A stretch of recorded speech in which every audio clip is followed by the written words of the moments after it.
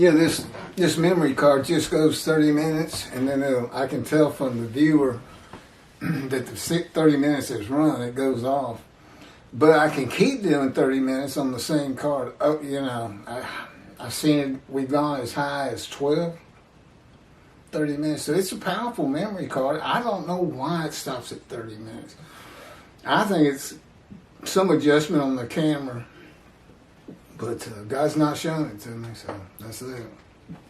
I don't have self-will. I can't say, God, I'm going to figure out why this is. I can't do things like that.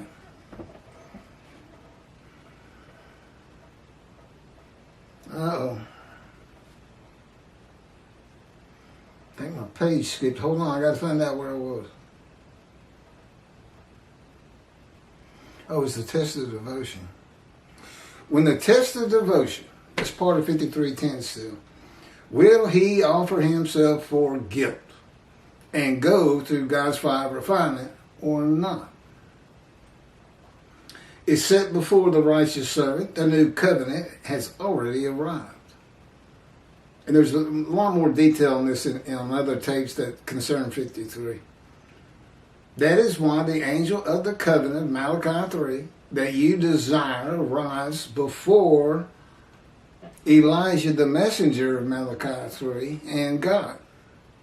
The new covenant, Jeremiah 31, where the iniquities and sins of the Jewish people are forgiven, and God remembers them no more.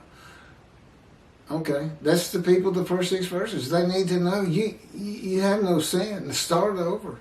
Stop feeling like this. Stop leading your lives like this. Get your lives back together. Get your job back. Get your marriage back.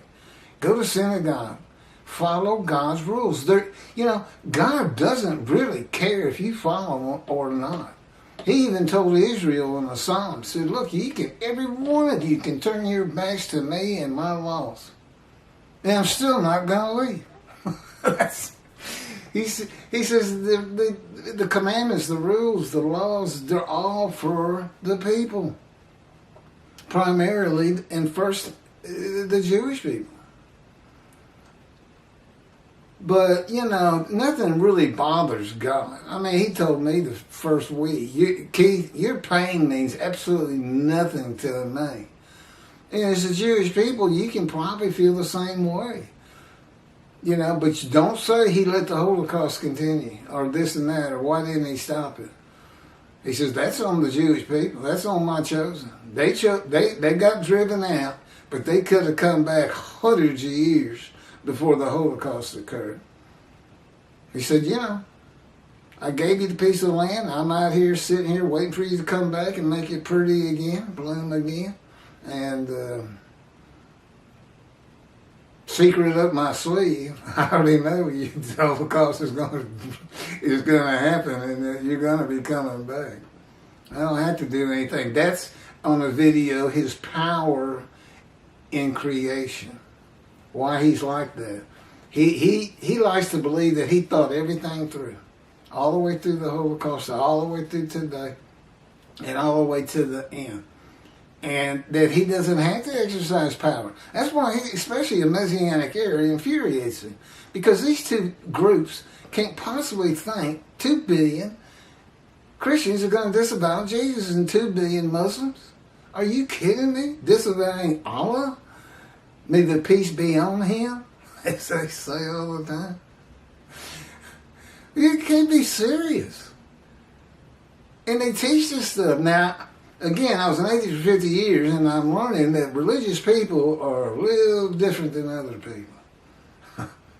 But I didn't think stupidity was part of it. But, that's just ridiculous to teach such a thing. World exaltation. That's such a joke. And he can't point to God saying it anywhere, that's for sure. It's not in the Hebrew Bible.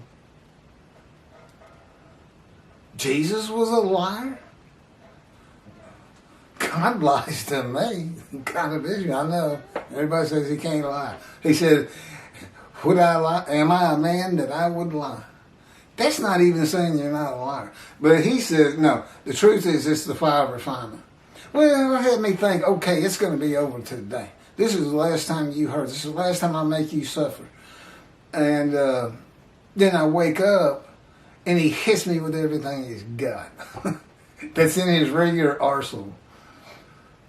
You know, just to upset me. More emotional pain, more maltreatment.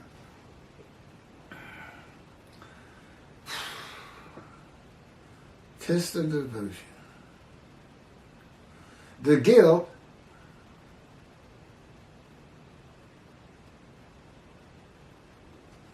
I don't know if I read it. The guilt, an emotion, is from not following the laws and teachings of God by the Jewish people. God's forgiveness of the sins of the Jewish people removes their guilt, not the offering of the righteous servant for it. That is why it is just a test. God knows this before he covenants with the man. That's me. We made an agreement.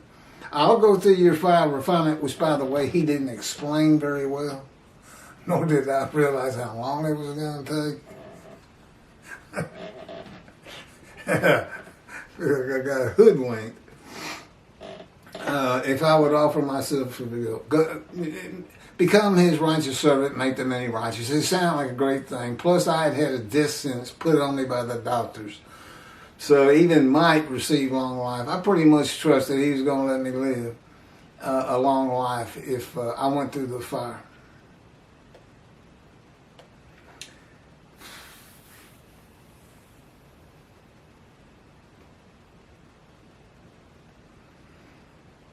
A covenant that I made, that he makes himself an offering for guilt, God might not let him die of the disease. A test of devotion, trusting that God will not let him die. It says out of his anguish. That's what in 53, I don't think we've gotten to it. Maybe we will. It says out of his anguish. That's the final refinement. That's the anguish. Jesus didn't feel anguish with crucifixion. He just died. He wasn't exposed to death. He died. He can't be the man in 53. I told y'all this story. I heard this man of the cloth, Catholic, say, well, we know Jesus doesn't fit every verse, but who else could it be? How about? I didn't know it at the time, but I should have said, hey, I know who it could be. Me. And he'd have just gone, funny. We know he doesn't hit. If you don't hit all the verses, you're not the righteous servant. And that goes for these folks that say it's Israel. They don't fit all those verses.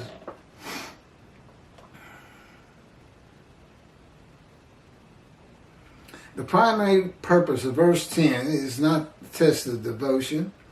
It is to make certain that the animal sacrificial atonement and worship laws of the Torah cannot be used by the man described, for the man described, as the Christians do. Anyway, with the human sacrifice of Jesus.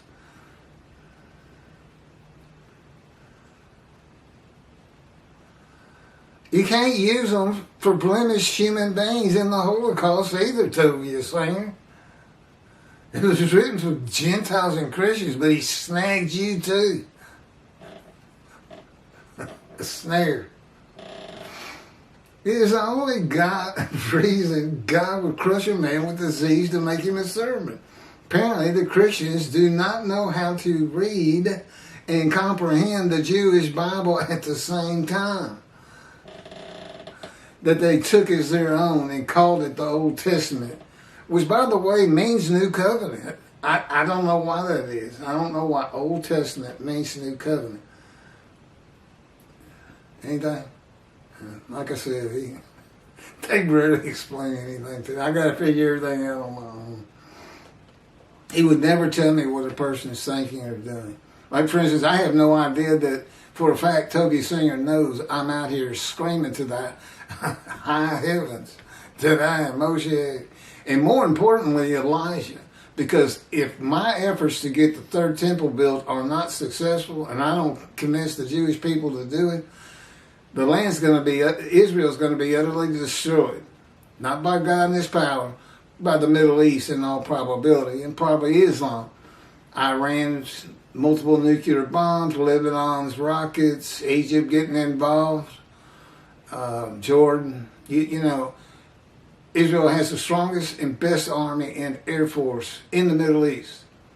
But they can't take on 4 or 5 at one time.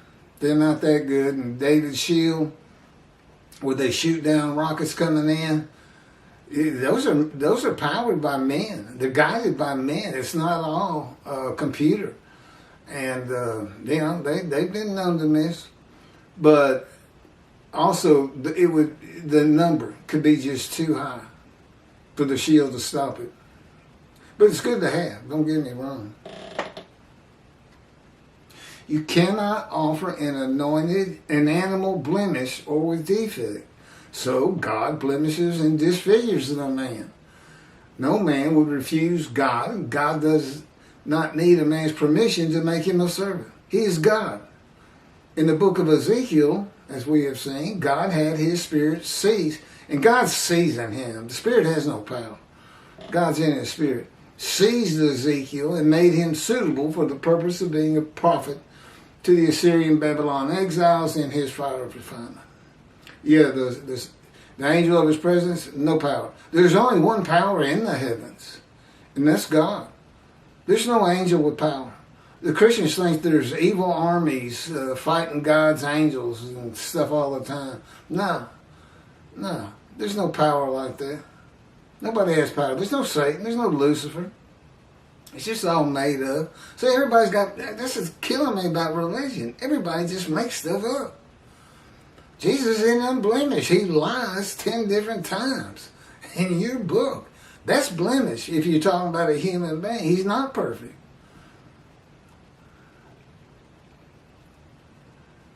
Just make stuff up. And all these rabbis, all of Judaism teaching Messianic era and world exaltation, the world speaking Hebrew. Okay, I'm Moshiach. Assuming God's not going to do it, and there's nothing to make you think he would do it, how am I going to get 1/3 of the population of this world of 6 billion people, China? How am I going to get them to speak Hebrew? But I don't even speak it myself. And I sure don't speak Chinese. I'd have to say, well, I'm leaving on to go make the Chinese speak Hebrew. It's a stupid idea. Now, in antiquity, I mean, nobody knew how many people were around. Everything looked like a country town and things like that. You know, they could believe these things. And that's you got to break down how this was written in antiquity first, and for the illiteracy of those who had to be taught from it.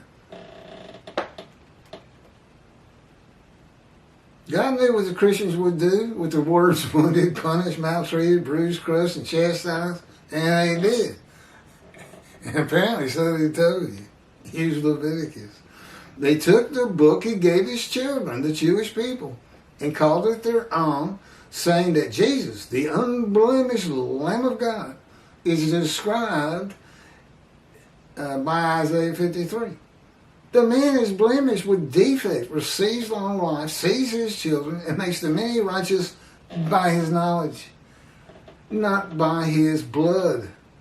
Isaiah 53 is a snare for the day of the Lord and God's wrath on the Christians and Gentiles in general, passed to them from his people to end Isaiah 51. And my description begins in 52. I'm his instrument. I am his instrument to take that wrath. And I got to teach the rabbis who are the servants. Okay, this is what you need to do with Christians. Forget this world of peace. We're getting ready to stir things up. Actually, Jesus did say it's just what he was going to do.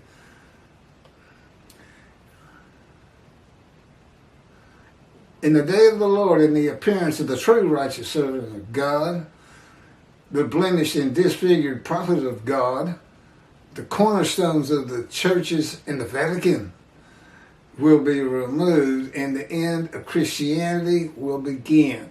So, before you get too mad at God for creating America as a Christian country, using words that from 53 and having Leviticus in his back pocket,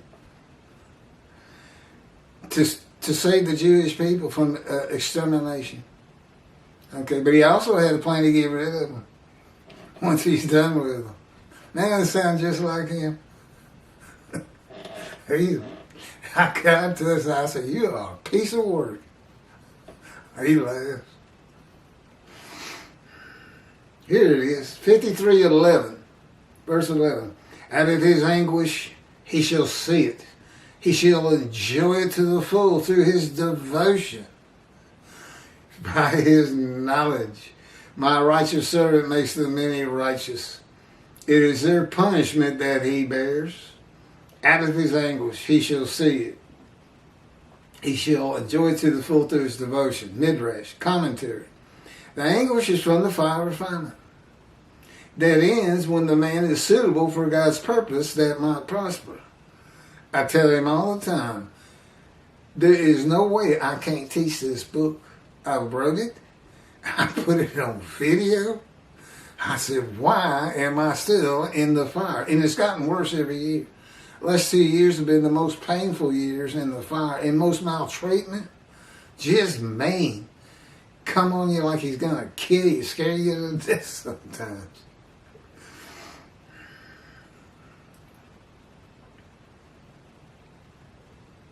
The anguish from fire refinement. Okay. This is also a reference to Isaiah 11:2, where one of the attributes of the Spirit that alights upon the Anointed One is a spirit of devotion and reverence for the Lord. 53:12. Assuredly, I will give him the many as his portion. He shall receive the multitude as his spoil, for he exposed himself to death. Look, the many, he makes the many righteous. The many are the people, the first 6 verses. Because God says, look, surely I will give him the many as his portion. In Tobiah's commentary on 53:10, he says Hitler received a portion. Lampshades made with the skin of Jews. As his portion. So I'm back again. Tobiah, are you saying this is Israel? Which he does. Or are we talking about Hitler making a sacrifice, a guilt offering, which is a compensatory offering? But I don't think he owed the Jews anything. I don't think he broke any religious relics. Why didn't they just stick with the Talmud?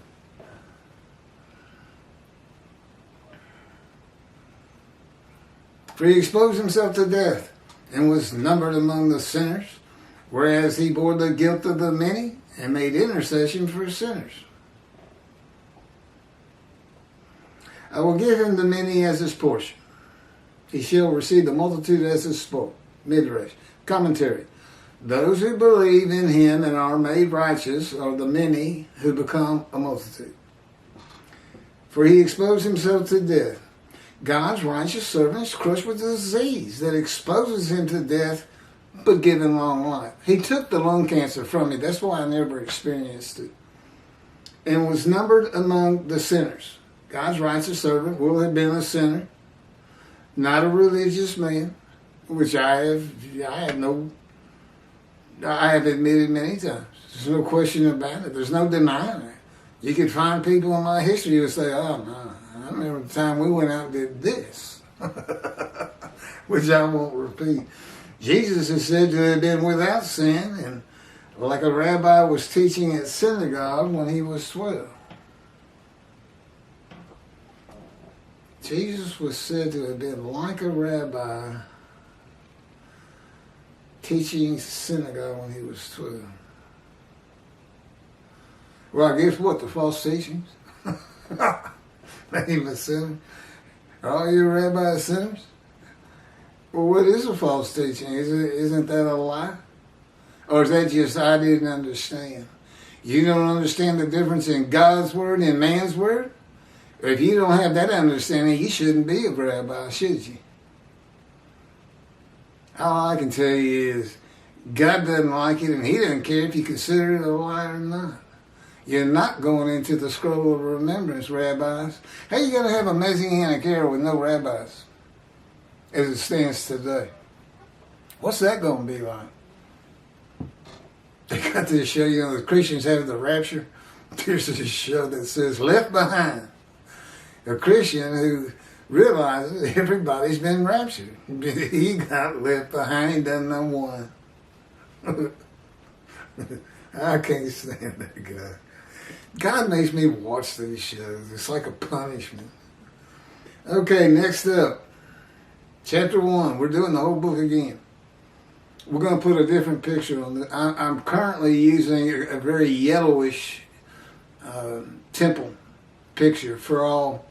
It's 60, I think it'll be when it's said and done. The ones I just did, they're already starting to fade a little bit.